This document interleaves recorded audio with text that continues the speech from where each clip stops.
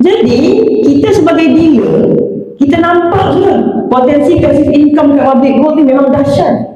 Sebab kita educate orang tu sekali saja, dia menyimpan emas. Bayangkan saya punya upline tuan-tuan yang dah aktif di public gold. Dia sambung belajar dekat PhD, dia kerja dekat Dubai sekarang. So, daripada 2018 sampai sekarang, saya masih lagi beli emas. Tuan pun boleh bayangkan, komisen dia masih, insentif komisen dia masih dapat lagi sampai ke hari ini. Sekali saja.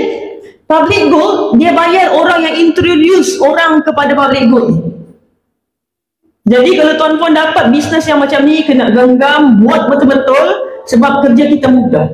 Sebab itulah kenapa income saya dan juga ramai dealer-dealer saya percaya, setiap tahun makin naik, tak pernah turun. Kalau saya ni tak pernah turun. So far lah. Sebab apa? Sebab kita educate orang bertambah. Dan orang yang kita educate tu, dia faham kena simpan emas setiap bulan.